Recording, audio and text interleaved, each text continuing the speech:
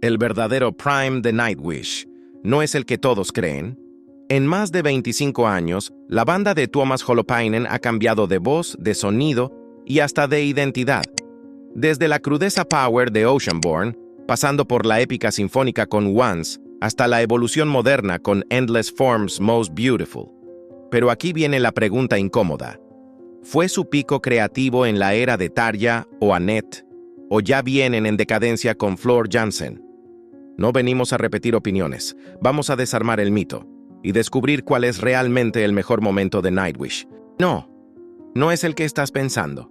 Así que cuidado. Hubo una época en la que Nightwish no solo hacía música, creaba algo que parecía venir de otro mundo. Una combinación imposible: metal, ópera y emoción pura. Y en el centro de todo, una voz. La voz de Tarja Turunen. Pero aquí está la gran pregunta. ¿Por qué tantas personas consideran esta etapa como algo único, incluso irrepetible? Para entenderlo, hay que empezar por lo más evidente: su voz. Tarja no era una vocalista de metal convencional. Su formación era completamente clásica, con una técnica operística que no se parecía a nada dentro del género.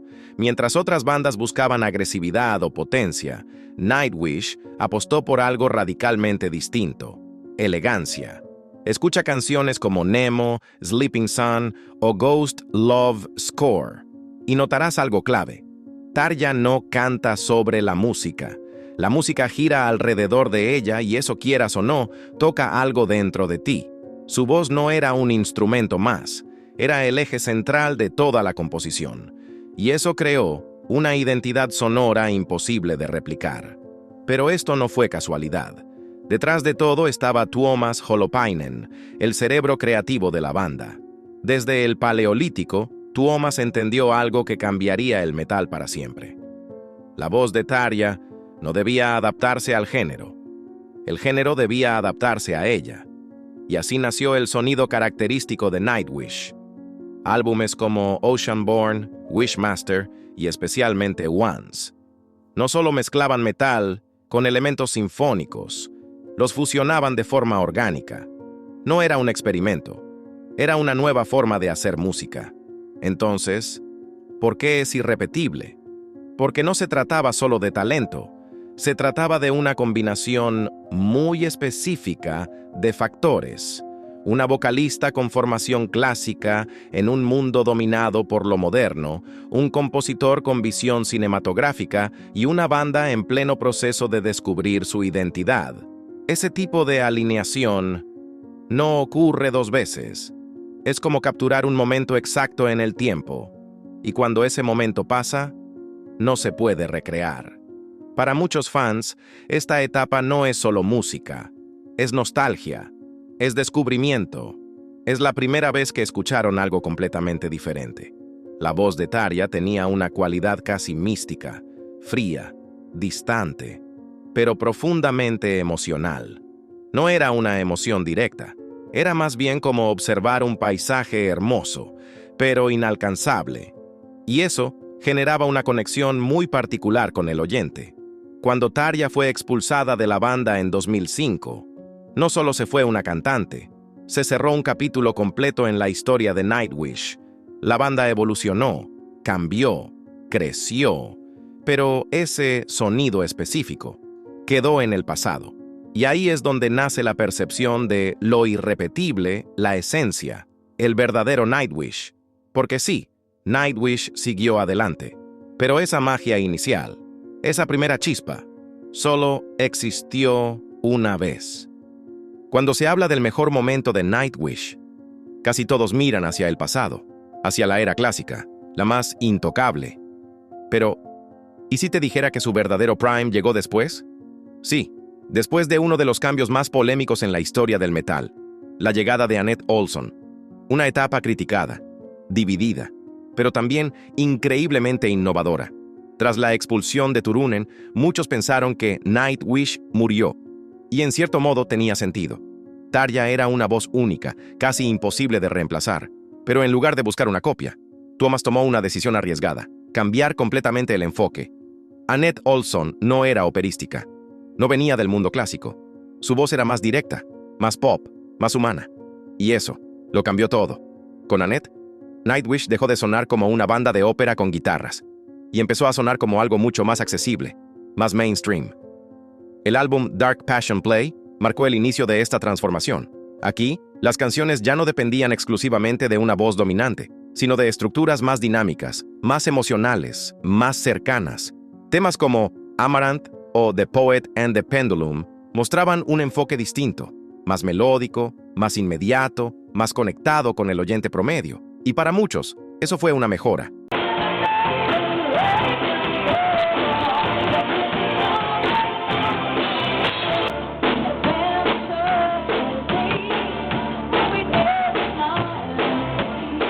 Pero si hay un punto donde esta era alcanza su máximo nivel, es con Imaginaerum. Este álbum no es solo música, es una experiencia completa, una mezcla de cine, fantasía y narrativa emocional. Aquí, la voz de Annette encaja perfectamente con la visión de Tuomas, más versátil, más expresiva, más adaptable a diferentes estilos, desde lo oscuro hasta lo infantil, desde lo épico hasta lo íntimo. Imaginaerum no solo expandió el sonido de Nightwish, lo redefinió, y por eso muchos lo consideran su obra más ambiciosa, a diferencia de la era anterior. La voz de Annette tenía algo distinto, cercanía. No sonaba como una diosa inalcanzable, sonaba como una persona real, y eso permitió que muchos oyentes se conectaran de una forma más directa con la música.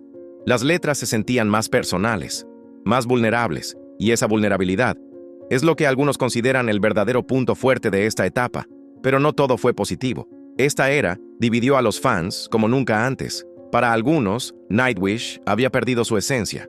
Para otros, finalmente había evolucionado. Y es precisamente esa división lo que hace a esta etapa tan interesante. Porque el Prime no siempre es el que vino primero.